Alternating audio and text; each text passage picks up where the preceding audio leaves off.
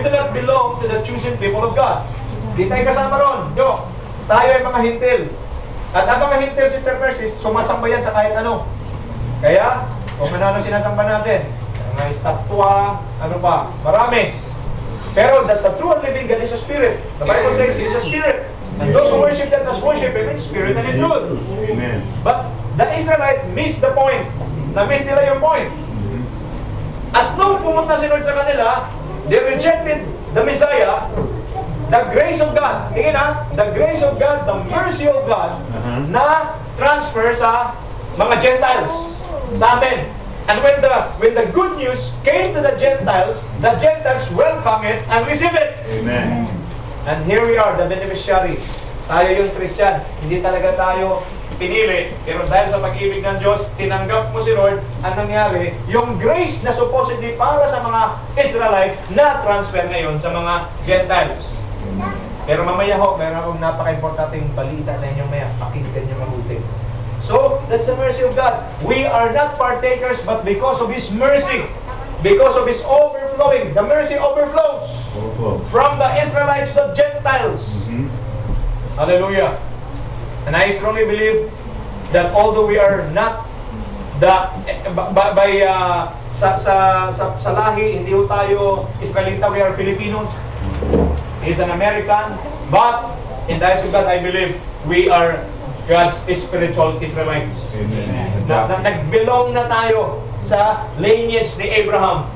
Why? Because of our faith. We put our faith in Jesus. Amen. Okay, nakuha natin? So, importante yung God's mercy. Hindi ka karapat-dapat, pero dahil sa pag-ibig ng Diyos sa iyo, tinanggap mo si Kristo, ikaw ngayong Christian ay nagiging Christian na nga. Mas ba? Dati Christian ka, pero wala kang Christ. Ngayon, tinanggap mo si Kristo, sabihin mo ngayon sa sarili mo, Christian na nga talaga ako. Okay? So, tama na kapatid siya. Okay. So, gusto ko panawagan natin that Israel, stubbornness, and God's mercy. God's extended grace and mercy to the Gentiles. God's love for all mankind, whether Israelites or Gentiles. Do not boast of your position as Gentiles being saved by the grace of God through Christ Jesus. Importante ho ito na huwag natin ipagmalaki. Do not boast your position. Bakit? Because God has given us an example, just like a tree, we are just being grafted. Alam mo yung ano? Grafted, ang tunay na tree is yung olive tree. Yung puno ay ang Diyos at ang pinili niya nga yung mga Israelita. Ang nangyari, dahil sila ay tumanggi sa grace ng Panginoon, inalis sila ng Lord, ang nangyari, ikaw na Gentile, inugpong ka lang. Pagkasabi sa katabi mo, grafted ka lang. Grafted ka lang. Okay, so wag na wag kang magmalaki, do not boast. I am a Christian, I am a Christian. Yes, you're a Christian, but do not boast for your position. Why? Hindi naman talaga ikaw tunay eh. Ang nangyari sa'yo, parang inugpong ka lang. Sino rito na yung grafted? Grafted ka lang. Hindi ka talaga tunay. Nilagay ka lang. Kaya minsan nakapagtataka, maraming hindi tunay naman, kung makasta ka lang may tunay. O, naintindihan ba natin ito? Hindi naman talaga tunay, pero kung makasta tunay, mas mayaman pa sa Israel eh. You must remember your position. Kaya gusto ko ma-appreciate natin yung position natin, Brother Elmer. Hindi ka talaga Israelita, hindi ka pinili ng Panginoon, but because of His mercy, you responded to His call. Anong nangyari? Ikaw ngayon ay inugpong. Okay? Kaya tayo naging Kristiyano, hindi sa gusto natin. Ang sabi ni Lord Jesus Christ, you have not chosen me, I am the one who chose you. Amen. Siya yung pumili sa atin, kaya nandito tayo ngayon. Ako naniniwala, Brother Oliver, Oliver 1, Oliver 2, Oliver 3. Okay? I believe, dinala tayo ni Lord dito para naniniwala ko dahil pinili tayo ng Panginoon. Amen. Ano naman natin si Lord?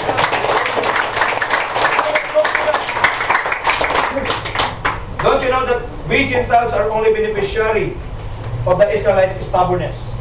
Because of their stubbornness. Kaya alam nyo, huwag na yung sisingin ng mga Israelita. Because I've heard a lot of Christians, they blame the Israelites. These people are hard-headed. They're stubborn. They were stubborn. They rejected the good news of God. No! Thank God for their stubbornness. Why? Because nag-spell over. Nag-spell over yung grace na punta sa atin. Hallelujah. Thank God for the stubbornness of the Israelites. But, listen carefully. One day, Sister Shirley, one day, the mercy of God will go back to the Israelites and they will be saved by the grace of God. By the grace of God. But as of now, yes, they are stubborn. They were stubborn. As of now, they're still struggling to believe that Jesus Christ is the Messiah. But one day Jesus will return. Jesus will touch their heart and open their eyes, and they will be also partakers of God's mercy. I said God's mercy. Ang ganda ng mga pangalan natin. May Christian tayo, may mercy tayo, may grace tayo. Okay? Meron pa tayong Michael, guardian angel. Kompleto eh. Kompleto. Okay, so now let's proceed. Now, paano natin gagawin ito? I have something here, no? A must on how to continue in God's mercy and grace. Kailangan ma-master natin. Paano tayo, Brother Ember, manatiling lumakad sa grasya at sa kahabag ng Panginoon? We need to do this. Okay? Come in. Okay?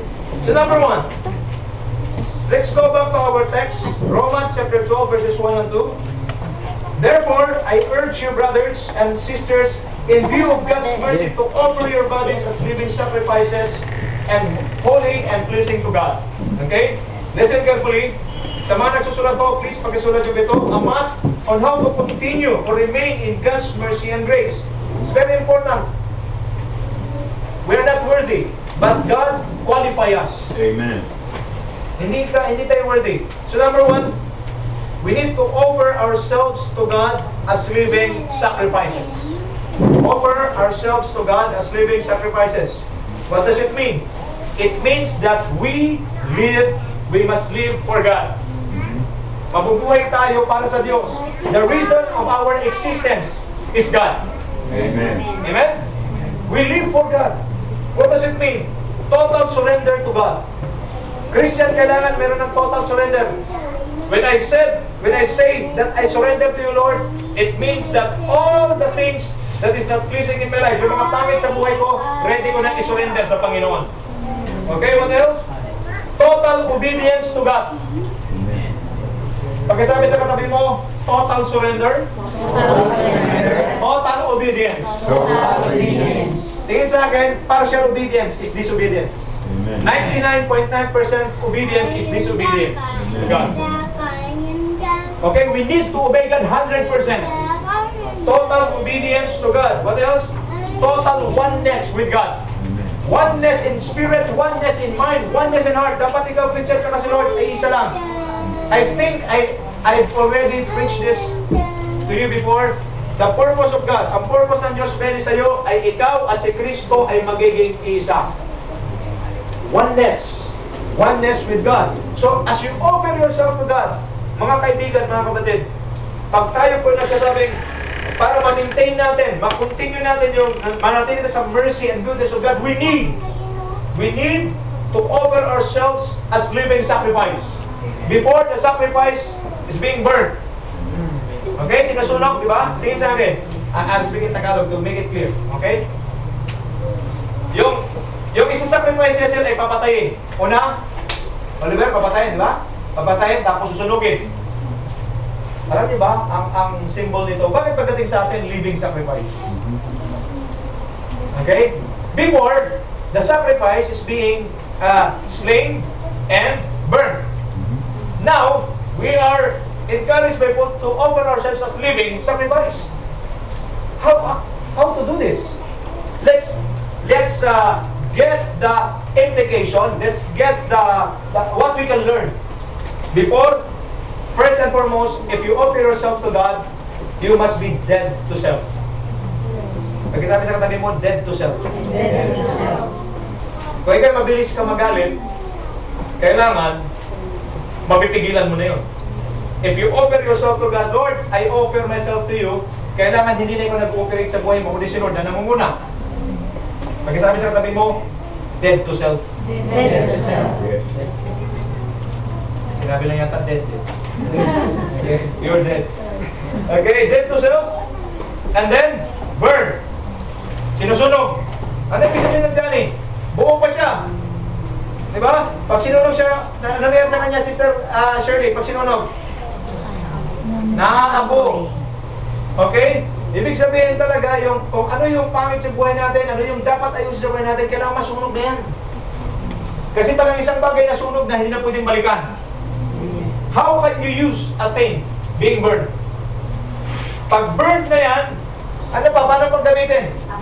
Hindi siya magagamit. Ibig sabihin, yun din ang gagawin natin sa buhay natin. Ibig sabihin, lahat ng hindi maganda sa buhay natin, masunog na, makonsume. Kasi Lord, refiner's fire, mag-refine tayo, mag-purify tayo, and this is the best time that we can follow God. Following God, at the same time, living in the world or doing sins is not worthy before the eyes of God. Mga kapatid ko, kaya tayo siniparate ng Panginoon. Para ano? Seryosohan na talaga to. Pag sabi sa katabi mo, be serious. Be serious. Okay? Sabay tawa. Be serious. Okay? Seryoso na sa ating relationship sa Panginoon. Number 2, offering ourselves holy before God. Una, offering ourselves as living sacrifices. Second, offering ourselves holy before God. Preserving God's holiness in our lives. Living by faith, not by sight. Living by faith, not by sight. We have been justified by faith. Alam niyo ba yan, mga kapatid? Tingin sa akin, pag tayo ho ay mayroong kasalanan, anong nangyari, Oliver? Anong feeling mo? Tapos mag-worship ka, anong feeling mo? Guilty. Mukhang guilty. Diba? The devil will always point his finger on you at sabihin niya, you are a sinner. You are a sinner. Sumasamba ka sa Lord, makasalanan ka, panita lang eh. Diba? But I want you to know na ang holiness natin does not come from us. Our holiness comes from God. Amen. Whether you like it or not, ano mang kasalanan ginawa mo before, way before, pag ikaw ay sumampalataya kay Jesus Christ, lahat ng kasalanan mo, Christian, binura na ng Diyos. Amen. So tayo ngayon, when we sing this song, when we worship the Lord, tinitingnan tayo ng Panginoon as holy before Him. Why? Because we have been justified by faith.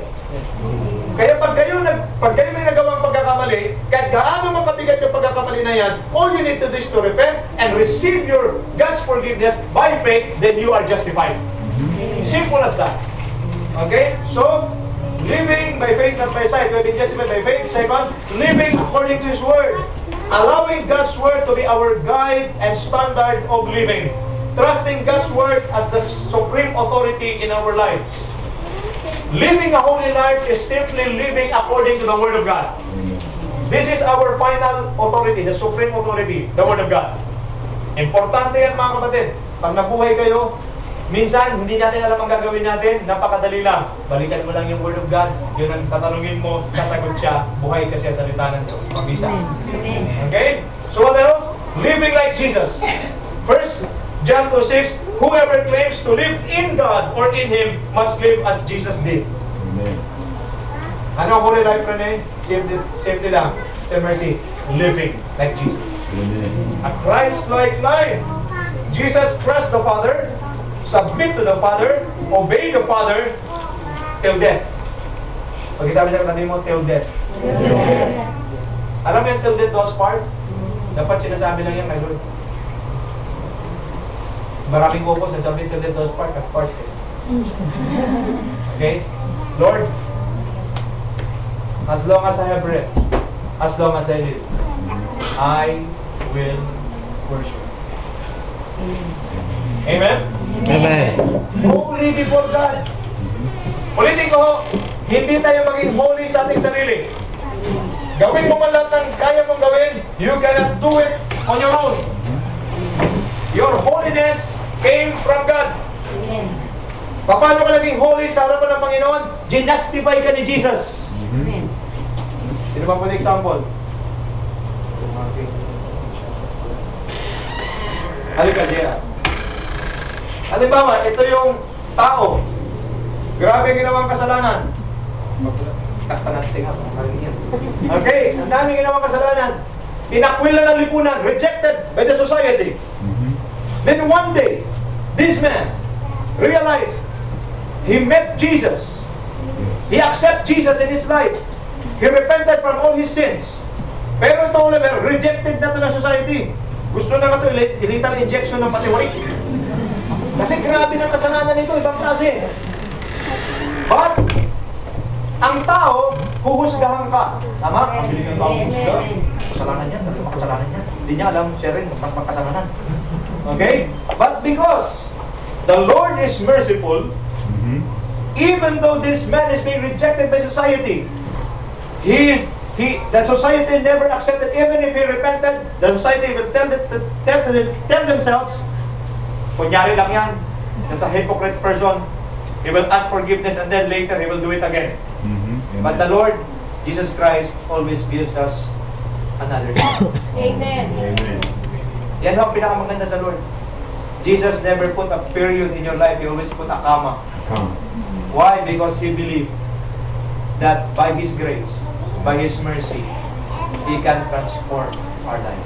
Kaya gaano ito, Mr. Mercy Karumi, kaya gaano kapangit yung nakaraan natin, gusto kong tandaan yung mabuti.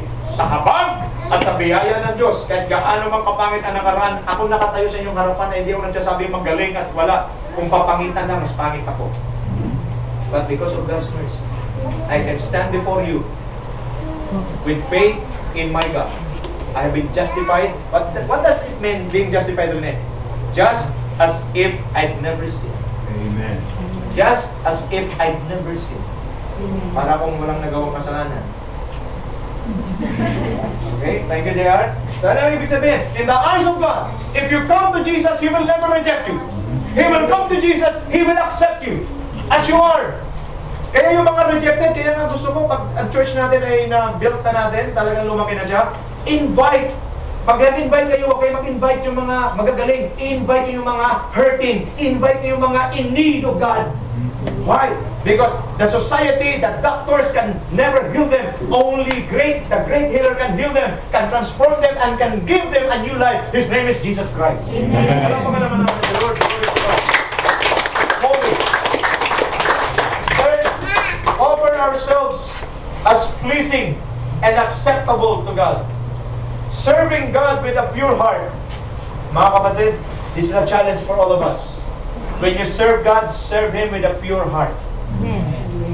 Wala na. Sana wala na contamination dito, ha? Yung bang tipong pag nasamba tayo, medyo yung heart natin ay na-combination pa. Pure heart. What else? Everything we do must come from a pure heart. Let us always check our motives. Pag sabi sa katabi mo, check your motives. Why are you here? Harapan. Why are you here? Why are you here? Mura lang yan. Because I love the fellowship. Why are you here? Because I want to okay, I want to eat. Why? I want to eat spaghetti. Okay, maganda rito, masaya because the group is very, happy. No. We are here with one purpose and one goal, to worship and honor the King of Kings and the Lord of Lords, our Savior. And the result of this is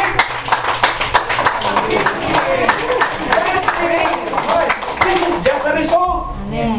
Hindi ito ang main. The main dish is Jesus Christ, the Word of God. At yung sasunod, siyempre, may mga adobo, mga laking, mga kasunod na lang yan. Okay? Pag isabi sa katabi mo, set your priorities.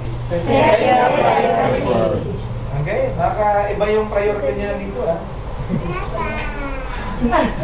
Offer ourselves pleasing and acceptable before God, loving God without reservation. Amen. When you love God without reservation, nandito na rin lang tayo, Shirley, nandito na rin lang tayo lahat, mahalin na natin Christian si Lord ng walang reservation. Amen.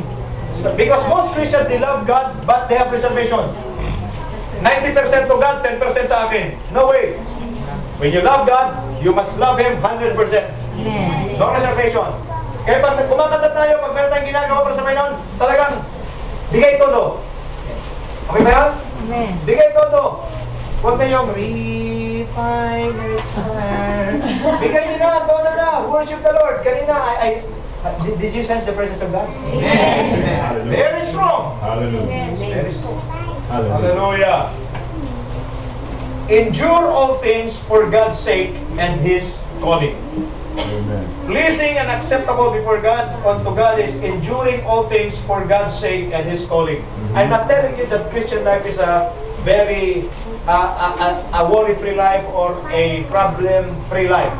Nagkakamali ho kayo. ang pagiging Kristiyano ay isang buhay na maraming problema. Pag-isabi sa katabi mo, maraming problema. Maraming problema. Maraming pagsubok. Maraming pagsubok. Okay, ayaw na. Meron na naman magsabi, pag sinabi ko na naman, bukas ang pinto para umalis kayo. Kung masabi na mag-iinarte naman yung iba sa inyo ngayon, pinalit niya naman kami. Hindi na pwede yan. Share it. Harangin mo. May dadaan. Okay? Pero ba't ganun kayo? Ba't maraming mga tao ganun? Pag sinasabi ko na bukas ang pinto, kasi kung hindi mo rin naman kaya turo, bukas ka talaga ang pinto. Pero alam ko mo, kaya nyo eh. Pag sabi sa tayo, kaya natin, di ba? Because every time, paki-explain nga dyan sa katabi. Okay, tingin mo muna eh.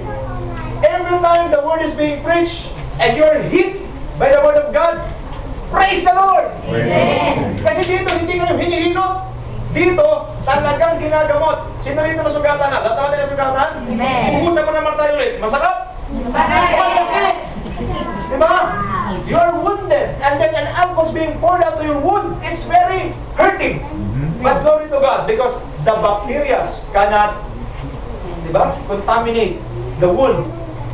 Ang alcohol o yung martayolate ay nagiging nagsisilbing pangontra doon sa bakterya. Ngayon, wag mo lagyan ng martel, lagyan mo lang kaagad ng gasa, lagyan mo lang agad ng cover. Pagbukas mo, hallelujah.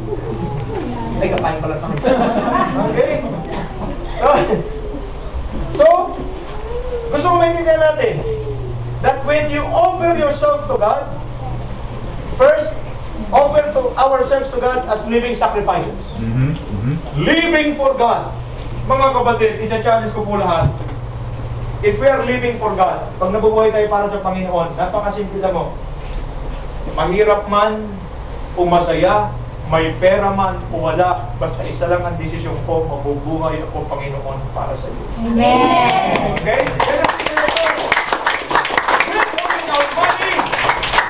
In good health or in sickness, Lord, I will live for you. Amen. Dapat pag Kristiyano, ganun ang mindset. Nabubuhay ako para sa Diyos. Wala nang iba. Gumagawa ko nito para sa Diyos. You know, if you offer to God everything you do, one day, as you keep on doing these things, magugulat ka, Brother Elmer. Si Brother Elmer, habang nagtatrabaho siya, Lord, para sa iyo to. Kasi tayo pa nagtrabaho, baliktad. Kaya ako nagtatrabaho para sa pamilya ko. Kaya pag uwi sa bahay, pagod na pagod ako. Tapos yung luto pa ng misis mo, tuyo. Okay? Pambihira, pagod na nga ako, wala pang sabaw. Pero pag sasabi mo, Lord, I am working for you. I am doing this not just for my family, but first and foremost, it's for you. When you work for God, pag ino-offer mo may lahat sa Diyos, alam mo mangyari, pag tingin mo sa pamilya mo, kahit tuyo yung ulam, parang tuyo na naman sa baw. Bakit iba na nangyayari? Kasi iba na yung excitement mo. Tingin sa akin. Kasi pag in-open mo lahat rin sa Diyos, at Diyos naman ang magaganti sa iyo, lagi tandaan, pag ang Diyos ang gumanti surely, higit palagi sa iyong inasahan. Amen. Oh, nag-overflow ka. Kaya pag tingin mo kahit pangit na nangyayari, naging maganda. Bakit? Kasi tinitingnan mo siya, hindi sa iyong mata, kundi tinitingnan mo sa mata ng Panginoon. Amen. Nothing is impossible. Amen. Okay, so, we need to offer ourselves living sacrifice. Okay, and then offer ourselves holy before God. And then, offer ourselves as pleasing and acceptable before God. Verse 2, do not conform to the pattern or system of the world, of this world. Paano ibig sabihin yan? We are living in this world. We are in the world, but we are not of this world. Amen. We are in the world, but we are not of this world. Dapat klaro yan. Do not conform. How? By living according to the Word of God's standard. The Word of God must be our standard. Pag sinasabi ng, tingnan mabuti ha, ito ha, challenge. Pero sabi mo, may challenge. The world system says, okay, may mabuti ha, hate your enemies. The world says, hate your enemies. The Word of God says, love your enemies. Love your enemies. Pray for them and bless them. Ano tahimik ka, di ba? Okay? Pag sinabi ng mundo, is he your enemy? Hate. I hate my enemies.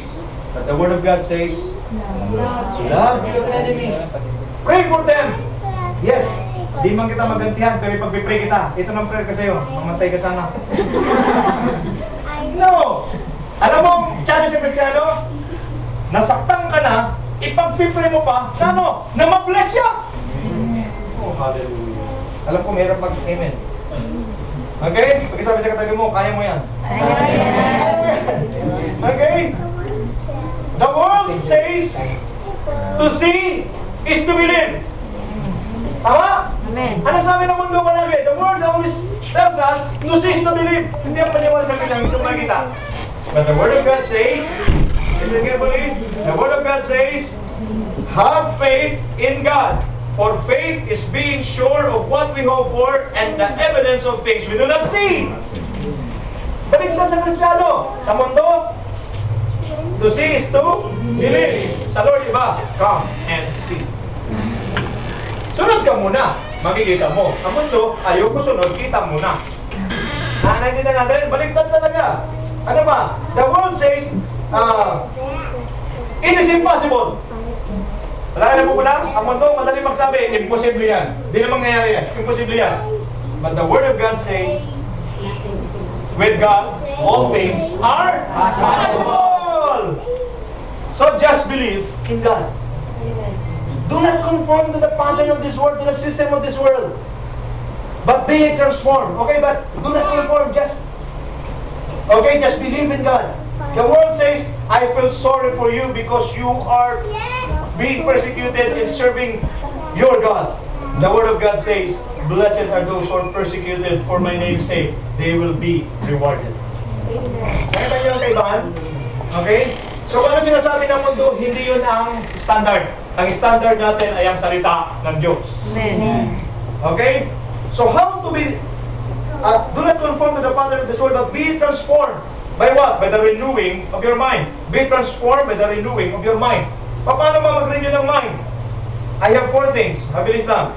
Puro letter T lahat. Number 1, think God. Pagkasabi sa katabi mo, think God. Thank God. How to transform our mind?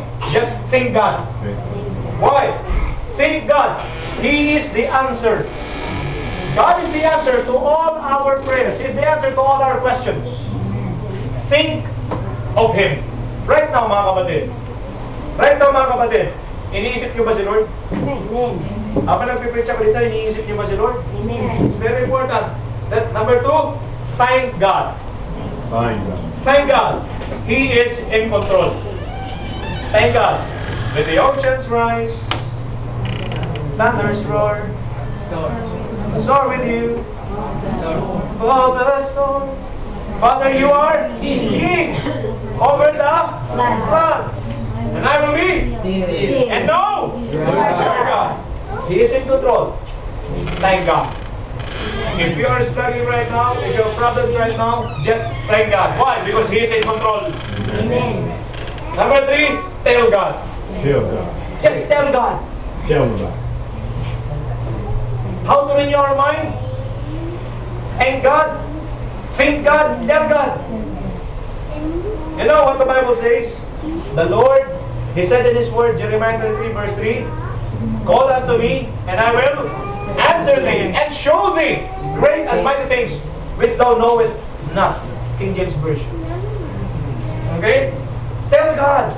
Tell God of your pain. Tell God of your struggles. Tell God. Sister Mercy, sabihin mo kay Lord. Sabihin mo, Brother Elmer, kay Lord. Ano mang pinagdadaanan mo, sabihin mo na sa Kanya. At nakikinig ang Diyos. Amen. Amen. That's what the list testify God. Testify. Just testify God. How to renew your mind? Testify God. Ano ibig sabihin? Tell others of what God has done in your life. Renew your mind. You have always a story to tell to others. For God is actively working in you. Testify God. I believe that God is working in your life. Am I right? Gumagawa ulit ang Diyos sa buhay mo, kaya mayroon kang istorya na masasabi. Nagpapasalamat ako sa Diyos, meron tayong mga problema. Wala tayong problema, magsabi ng Amen. Amen. Okay? Lahat tayo may problema. Magsabi ng amen. Alam nyo, bakit tayo inalaw ng Lord magdaan sa struggle? For us to have a story to tell. Amen. If you don't have struggles, if you don't have learnings in life, anong ikukwento mo? Kaya pag may ikukwento, buhay ng iba. Alam mo? Chismis. Hindi chismis, ha? Chismis. Alam na ni Michael yan. Sinabing chismis. Okay? Instead of telling God to others, because you have no story to tell, God is not working in your life, then you are telling the life of your neighbor. No! Kaya nga, lahat na may mga struggles, pagkasabi sa katabi mo, I am so blessed. I am so blessed. Okay? We are so blessed. Why? Because our struggle leads us to a story in our lives. Because the moment that we have struggles, the moment that we are being put or placed in a fiery trials, that's the best time that the director of our lives, the Lord Jesus Christ, is creating a wonderful story for us to tell others. God is the one working. God, we know that in all things, God works for the good. He works for the good. Those who love Him and those who are called according to His purpose. Gagamitin ko lang po yung illustration noong nakaraang Sunday ni Pastor Wilbert. Yung fish in the salt water. Laki na po po na? Laki na po po na? Christian? Yung mga isda na nasa dagat. Ang dagat, anong lasa? Malat. Pero bakit yung isda, Sister Grace, no? Pag niluto mo ng isda mo, ang kanyang katawan ay matabang. Tama ba rin, Mel? Kailangan mo pa ng toyo, dato puti or silver suman. Ha? Kailangan mo pa ng asin. Saan mo pa na? Bakit yung isda, kahit na nandun siya sa dagat, maalat, dapat yung maalat, dapat na-absorb niya lamang yung alat. Hindi. Mayroon siyang insulation, para na-insulate. Yung lasa ng dagat ay hindi nag-penetrate sa flesh ng fish. Naintindihan naman natin? Mga kapatid, maging mabuti. God insulated them, okay? That their flesh is being contaminated with saltiness. We must maintain insulation from the world. We are in this world, we are in the world, but we are not of this world. We can still mingle, we can still talk to unbelievers, we can still do our stuff in this world, pero bantayan niyo mabuti. Dapat insulated tayo, ibig sabihin hindi tayo na-apektuhan. Tayo dapat yung nakaka-influence. Okay? We must maintain insulation from the world and avoid isolation from the world. Because most of the time, we isolate ourselves. Para hindi ako makontaminate, mag-isolate na lang ako. Dito na lang kami sa Royal. Wala na makakagalaw sa amin dito. We shall not be moved. Hindi pwede. Okay? We need to engage. Pag-isabi sa katabi mo, engage. Engage ourselves. Mga believers, mag-share tayo. Pero hindi tayo na-i-influence. Kaya mo yung isda, nasa dagat siya, maalat. Pero pag titikman mo yung kanyang laman, matabang, walang lasa, wala pa rin napupuna. Dapat ko na sa buong buhay niya, nasa dagat siya nakatira, dapat maalat siya. Pero bakit hindi? Okay, magandang illustration nyo. So kailangan ganun din tayo. Buong buhay natin nasa mundo tayo. Pero ang buhay natin spiritual ay hindi na contaminate. Bakit? We are protected by God's Holy Spirit. Amen. Amen? So, number 3, living in the center of God's will. So, do not conform to the pattern of this world. Be transformed by the renewing of your mind. Number 3, living in the center of God's will. The Bible says in 1 John chapter 2, verse 15 to 17, pakisulat niya lang, babasahin ko na lang. Ang sabi rito, do not love the world or anything in the world. If anyone loves the world, the love of the Father is not in them. For everything in the world, the lust of the flesh, the lust of the eyes, and the pride of life, comes not from the Father, but from the world. The world and its desires pass away. But whoever does the will of God lives forever. Napakaganda. Huwag na natin ibigin ang mundo at ang mga bagay sa mundo. 1 John chapter 2 verse 15 to 17. Bakit? Kasi ang mga bagay sa mundo siyang pumupukaw saan? Sa lust of the flesh, the pride of life, and lust of the eye.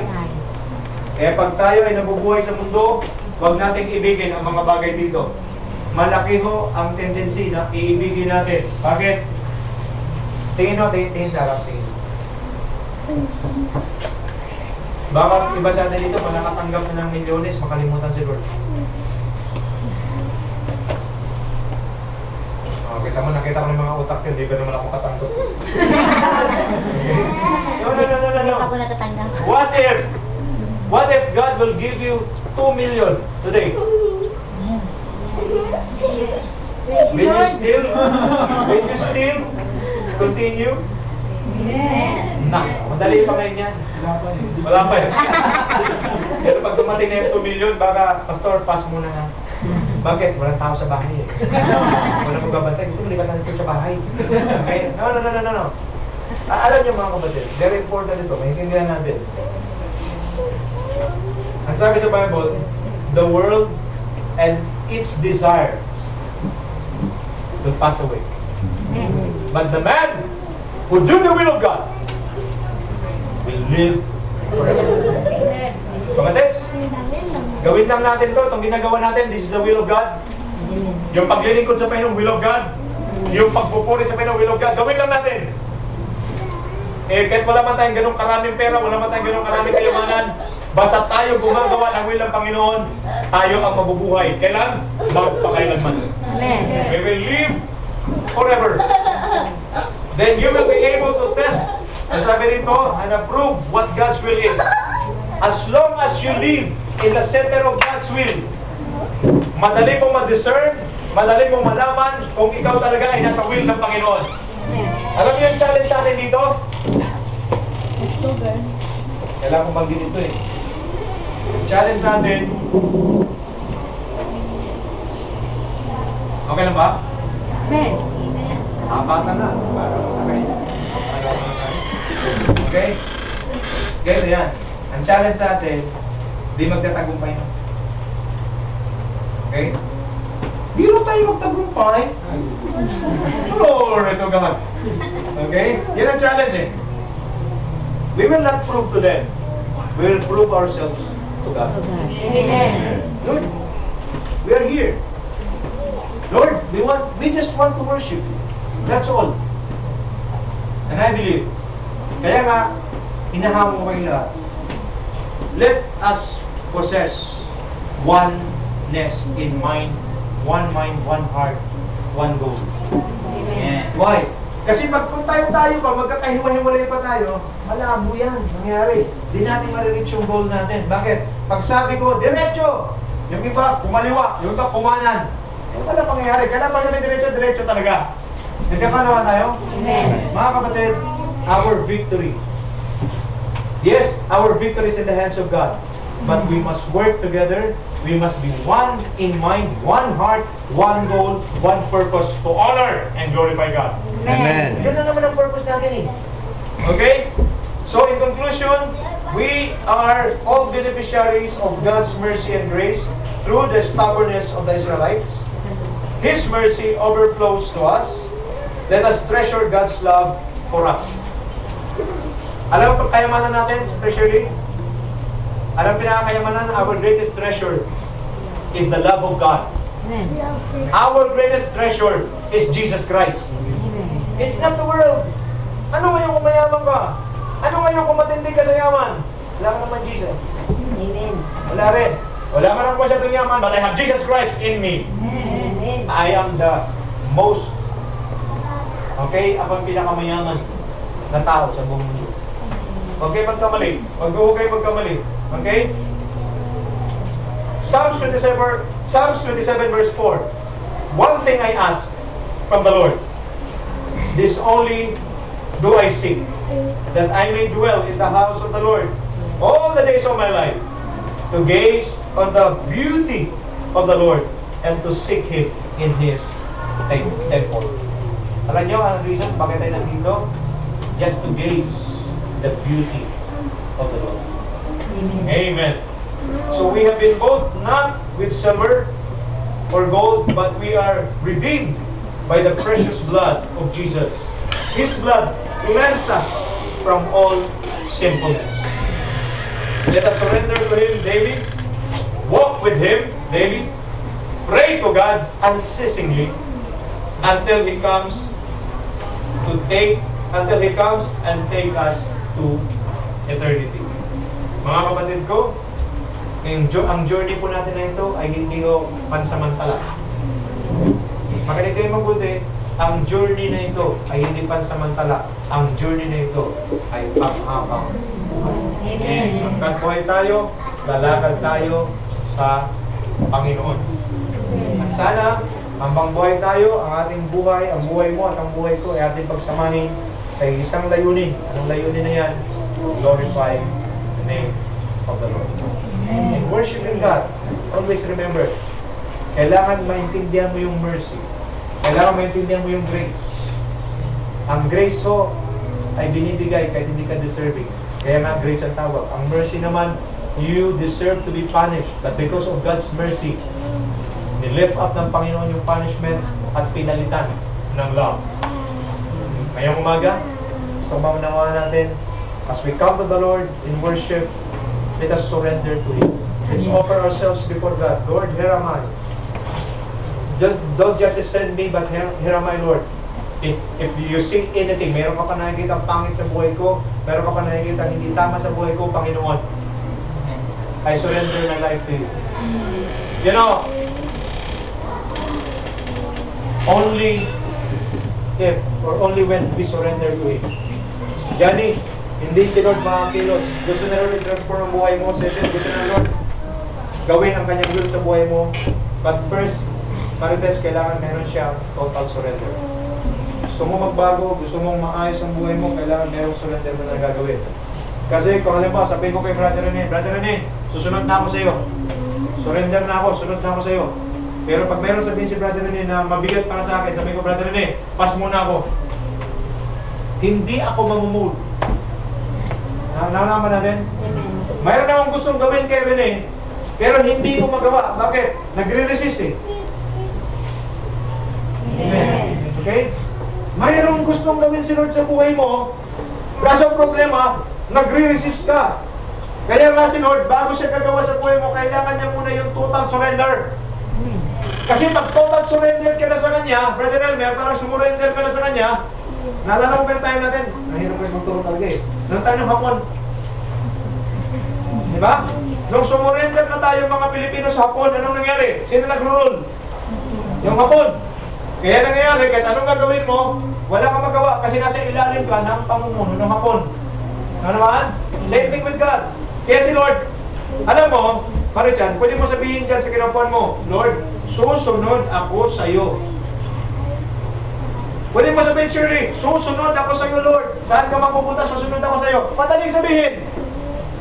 Pero pag walang surrender na nangyayari, nakangiti na si Lord, gumagano na si Lord. Okay. Bakit? Kasi alam niyo naman, hindi ka naman talaga susunod eh. Ang bibig mo lang nagsabi susunod, pero katawan mo, hindi. Amen. Kaya sabi ni Lord Jesus Christ, surrender mo na. Kasi pag sumurrender ka na, tsaka pa lang sabi ng Panginoon, okay, sumurrender ka na, Elmer, sumurrender ka na. Sabi ni Elmer, opo Panginoon, okay, sige, itong muna mong gagawin. Tumalon ka agad sa baga. Dahil surrendered ka na, fully surrendered, anong gagawin? Anong baga, Lord? Yung matindi o yung medyo kalahati lang? Hindi. Yung marami. Wala na eh. Hindi ka na magre-resist. Bakit? Sumurrender ka na. Sa umagang ito, kahit sumusunod pa kayo dito, sa umagang ito, kahit na nag-enjoy pa kayo sa fellowship, pero pag walang total surrender na nangyayari, mahihirapan pa rin tayo. Amen. I've experienced it in my life. I always tell God, Lord, I will follow you. But the Lord is telling me, it's so easy to say, but hard to do. So I tell God, anong gagawin ko, Panginoon? Isa lang ang nag-strike sa heart ko. Surrender first. It's not easy. It's not easy to lead people like this. Kasi kung hindi ako sumurrender sa Panginoon, anong sabihin ko? Kanya-kanya na tayo.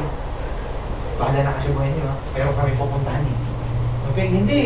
Because you surrender to Him, God has given you this task. You need to obey. Is it difficult? Yes. Very difficult.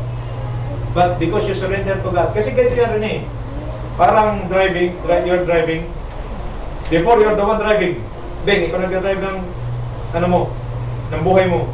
Sabi ng Lord, I want to bring you to a place that is very beautiful. Sabi mo naman, sige Lord, turo mo na sa akin kung saan. Yung beautiful place na yun, hindi mo marating hanggat hindi ako mag-drive nung car mo, nung life mo. Di Lord, kaya turo mo na lang. Okay? No! Unless you leave the driver's seat and be my passenger, you cannot reach your destiny. Lord naman, no? Okay, so ang tagal ng struggle mo. Kasi ayaw mo ibigay yung managala. Bakit? Kasi mahilig kang kumaliwa. Mahilig kang kumana. Kung saan mo gusto, mahilig kang mag-stop kung kailan mo gusto. Hindi nila kontrolado. Pero pag sinabi mo, okay Lord, I surrender my life to you. Be the driver of my life and let me be the passenger. I'm telling you, biyahing langit ang abutin mo. Amen. Ano naman? But maybe today, ikaw pa rin, Beng, ang may hawak ng manibela. Maybe today, you will just keep telling God, Lord, I will obey, Lord, I will surrender. But still, Johnny, ikaw pa rin pala may hawak ng steering wheel. Ikaw pa rin may hawak ng manibela. Kapatid, huwag ka masaktan. Nagsisimula na ho tayo ng salitan. Unahan mo na ho kayo, hanggat ikaw ang nag-drive ng buhay mo, hindi ka makarating sa pupuntahan mo. But if you will allow Jesus to drive your life, you allow Jesus to take you to your destiny, can He do it? Amen. He can surely do it. Why? Because He is the best driver. He is the best God. And He has a wonderful plan for you. Ano plano niya? Plans to prosper you, not to harm you, to give you hope and a future. Ang ganda rin yan, di ba? Pero kung ikaw pa rin nag-drive ng buhay mo, pangarap na lang yun. Pero kung gusto mo maging reality, allow Jesus. May, hayaan mo si Lord. Lord, ayoko na. Nakakapagod rin din, di ba? Nakakapagod yung ikaw na dumidiscuss sa buhay mo. Take it from me. Mga kapatid, take it from me. Nangyari na sa akin yan. Ako nagdadala ng buhay ko. Medyo naman may alam tayo kahit papano. Medyo naman marunong tayo dumidiscuss sa buhay. Ako na lang, Lord! Lord, ako na lang! Dahil ng Panginoon, sige, alam mo si Lord, isa na natutunan ko Michael kay Lord. He's a gentle God. He will not force you. Even though He knew. He already knew what's best for you. Pero si Lord napaka-gentle.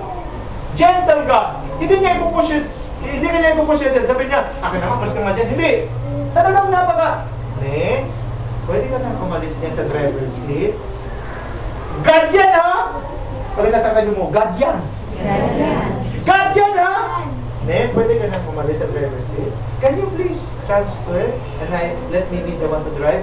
Ganun pa siya. Pwede niya masabihin, mag-disappear ka. Pag disappear ka kagad.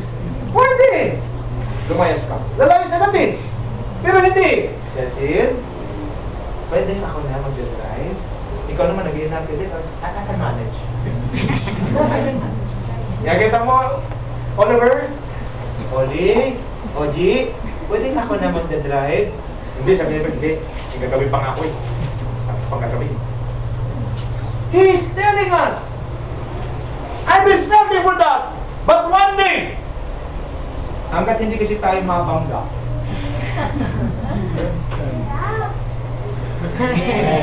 Hanggat hindi kasi something I can manage. Nag-aral ako ng A1 eh.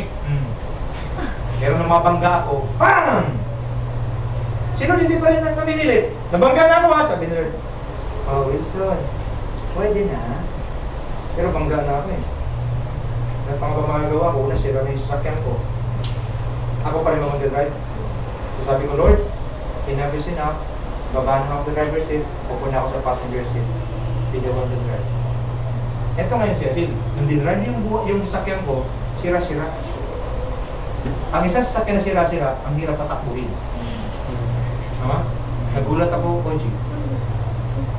Kahit sira-sira sa sakyan ko, nung si Jesus ang nag-drive, na ang takbo parang brand new. Amen. Amen. At habang tumatakbo kami, nagugulat ako rin eh. Kasi yung sira-sira at lumang sasakyan, habang tumatakbo kami na dinadrive ni Jesus, nagbago na nagbago at nagiging brand new car. Amen. Brand new creation. This man standing before you once had been broken, but being restored and transformed by God. That's why that saying came to me. God can restore broken pieces into a wonderful pieces. But first, you need to allow Him to take over. Ang issue natin ngayong umaga, hindi yung nagsama-sama tayo, it's not the fellowship, it's not the gathering. The issue is, are you willing to turn over everything to God, surrender to Him, and allow Him to drive your life? If you Amen. allow that, lalabas ka rito Christian, masayang-masaya, Christian na Christian ka naman. Nagkakanuhan tayo? Amen. Pero hanggang ikaw pa rin drive, minsan kasi ganito eh. Maraming mga, ano tawag ko ulit, yung mga backseat driver ba yun? Backseat driver? When Michael is driving, Michael, no, left! Left! Right! Marami ito backseat driver. Wala ka nag-drive. Kaliwa!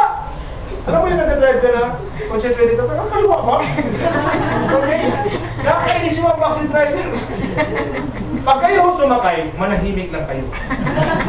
Okay? Nagana lang. Eh, mainit eh. Saan ka ba? Kaliwa ka na. Kaya minsan nalilito ako sa daan eh. Sometimes, if Jesus is the one driving your life, just keep quiet. Okay? Because Jesus knows where to take you. Amen. He's taking you to your destiny. Amen. But if he was Jesus, no, left, no, right, Jesus, no, stop. No, Jesus knows everything. Amen. He's an all-knowing God. Sometimes, marites hindi mo naintindihan, Lord, bakit tayo dumanas sa tunnel? Lord, bakit napakadilim? Just close your eyes. Trust Him. Lord, you will take me to my destiny. You will take me to your plans because you are God. Amen. Mga kapatid, ready na matay yung turnover natin, yung ating manibela kay Lord? Amen. Lord, take over. Alam mo, malamang siguro, hindi natin na-enjoy yung life natin as Christians. Malamang siguro, hindi tayo nakaka-breakthrough sa buhay natin kasi tayo pa rin may hawak ng manibela. Ngayong umaga, gusto ko, habang nag-fellowship tayo, mga passengers na tayong lahat, dito yung mga drivers. Stop driving your life. You will end up to frustration. Or, gusto mo hintayin mabangga ka, maniwala ka na sa tao may nunadala ka tayo sa harapan mo. Nabangga na ako minsan at ayoko na mabangga ulit. Amen. Palakpakan natin si Jesus. Let's all stand up.